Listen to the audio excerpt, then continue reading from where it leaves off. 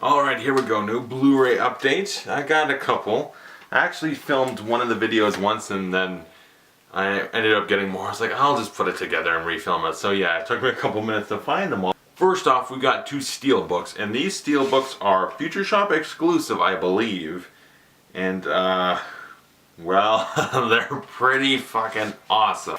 Superbad and American Werewolf in London. And there's more like these. There's ones for like Drive, Scott Pilgrim vs. the World, stuff like that, Taxi Driver. But I own a lot of those already, the ones they had. But if I see the Drive one, I might have to get it just because it looks so cool. But yeah, American Werewolf in London, classic horror film, one of the most gruesome werewolf transformations ever. You see this guy turn a werewolf, you pity him because it looks like the most painful process a human being has ever endured in their life. It's also a very funny movie. And Superbad. This Steelbook just looks awesome, okay? This is... Come on, that is so cool. So much better than just a regular... When you get a good Steelbook like this, you gotta get it, because it just looks cool. The art and everything. And yeah, Superbad's a great comedy. I love it a lot. Another funny movie, Snakes on a Plane. Yes, I said funny. David R. Ellis, you know, he made Final Destination 2 and The Final Destination Shark Night 3D.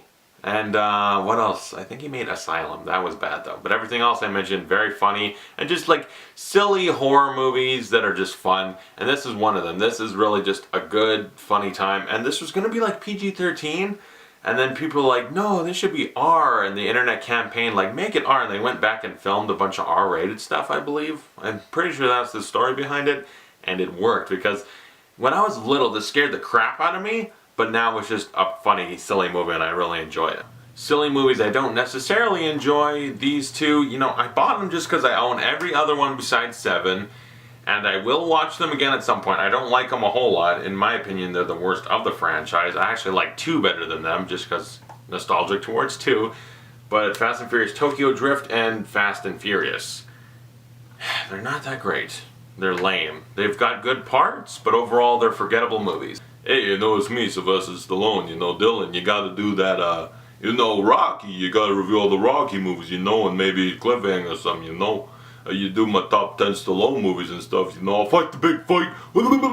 But it's Cobra, it's not actually Rocky or anything, it's Cobra, and I haven't even seen it yet, but I needed to see it for the Stallone top 10 video I'm doing. You know, hey, Sylvester Stallone top 10, Rocky Balboa, Rambo, you know, they got a lot of movies to talk about, you know.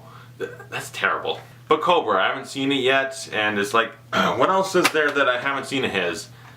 Escape Plan, which I PVR'd, so I can watch that. Bullet to the Head, maybe I'll see. But like, I don't feel like I need to see Stopper My Mom Will Shoot or Tango and Cash. I think I'm good without those, and I'm eventually building up. I will eventually get around to doing the top 10. It's coming. We talked very briefly about Fast and Furious, which is a Paul Walker film, but you want to talk about Paul Walker's best movies ever. This is it. Running Scared. This is Paul Walker's best film that he ever made. This is his best performance. This is a movie that is dark, gritty, but it's so over the top that it's kind of funny too. Because this movie is dark and messed up, but it just goes so over the top with it that you're just like, this is just awesome. Next up, you know I did the Sylvester Stallone, now I gotta do Arnold Schwarzenegger a couple times. We got a few Arnold movies to talk about. First off, you know, Get Your Ass to Mars. Total Recall, yeah. Get Your Ass to Mars. See at the party, Rick, this movie is a classic Arnold sci-fi, and this is the mind-bending edition, because before there was a shitty transfer, this one actually looks good. And yeah, Total Recall. This is back when Sharon Stone was just... And it's a great sci-fi movie. It really makes you think with that, like, is it real or is it the recall, that whole thing? It really is something that I don't think it's ever really been answered still. It really still makes you think about it. And it's a good action movie. It's really fun. You think this is a real Quaid? It is. Next up, something that I hadn't seen it when I did it, but when I did a Arnold Schwarzenegger top 10, these next 2 movies I hadn't seen, and this one is technically a documentary, so I don't know if it counts, but Pumping Iron. You know, the blood, it goes into your muscles, it just fills up, it feels like they're so tight that they're going to explode, and you're just like, ah. And it's just satisfying as it is having sex and coming, you know. Like, I get a pump up, and it feels like I'm coming. I'm coming at home, coming at the gym. I'm backstage when I pump up, I feel like I'm coming. I'm just in heaven, no? Arnold is fucking hilarious, but this movie, it's just a documentary about dudes working out and getting really fucking to go on stage and do that for like 40 minutes or however long it takes. You also got Lou Ferrigno in there and a couple other dudes, and it was just interesting to see like what was young Arnold like. And young Arnold, that was something to see. And the mind games and stuff, like they're nice to each other. They're kind of like, he's like friends with Lou Ferrigno, but he's also fucking with his head so he can beat him and stuff. It's like, people are kind of cruel and weird in their mind games. Next up, this one really, go back to my Schwarzenegger top 10. What did I put as number 10? Whatever it was, I feel like I should go back and check.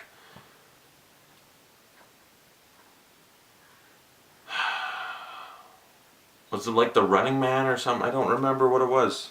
I think it might have been Last Action Hero, one of those. You can replace it because I found one of the much better ones. Either, I would probably say Last Action Hero you could take out, maybe keep Running Man. One or the other you switch out, put in The Last Stand. I had not seen this for the longest time.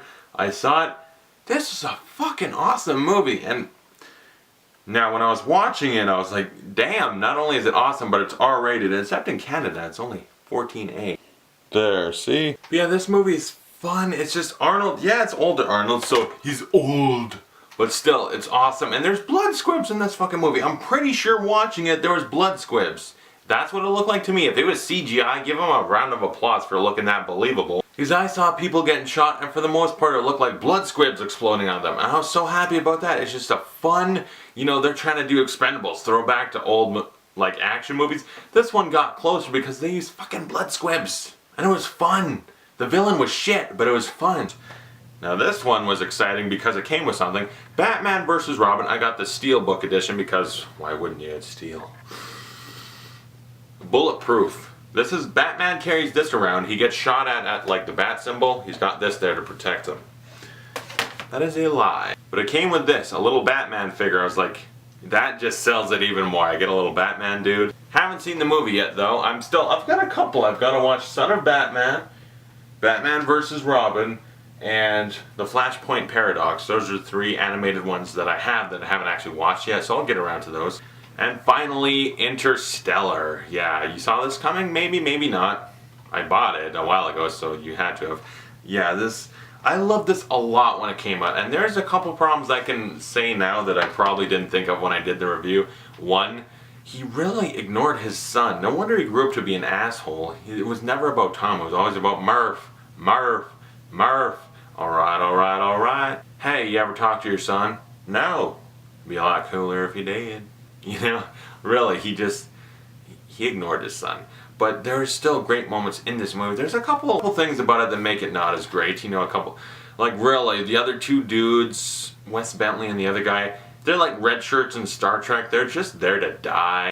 And some of the elements in the plot are a little, yeah, but overall I love it a whole lot. It's still a great emotional journey. When he's watching his kids grow up in front of him and crying, it's like that is one of the most emotional moments in film I've ever seen. I got all teared up. And also this comes with a IMAX strip. Mine is of Matthew McConaughey and Murph. It's a little dark looking. Okay, so there we go. That's it. It's pretty cool. IMAX 70mm film strip or whatever, which is cool. The fact that, you know, I work at a theater myself and I don't have film strips and stuff like this. I guess IMAX theaters are different. Because in my theater, and I'm sure a lot of other theaters, the way it works is just, it's like a giant disk drive, like a USB. You plug it in and that's it. But apparently people still use these.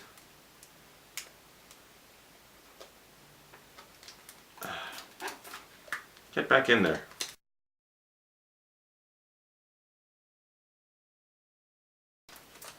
This is why they don't want you to take it out, because you'll never get it back in.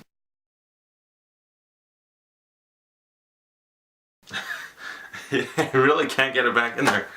Stay there, DVD, Blu-ray. Look, this is difficult. There we go. Jeez. But yeah, Interstellar, an amazing looking movie, and a lot of great things about it. Just a few things that didn't quite work. One of them being Tom as a sociopath, really. Like, really, he looked like a fucking serial killer at one point in the movie. the red shirts on the team, Michael Caine's motivations for some things. There's little things about it that just sort of like, But overall, pretty great movie, as are a lot of them, which is why I bought them. Makes sense? So yeah, here's all the Blu-rays. That's a lot. Yeah, here's all them. Campbell, tell me you thought all the Blu-rays, all the sexy, awesome Steelbooks. I got 3 of them. So tell me you thought of all the Blu-rays, and thanks for watching. I'll see you guys later. You know, every time I get the Blu-ray, I get the pump in my arms and my muscles for some reason. I get the Blu-ray and I feel like I'm coming, you know?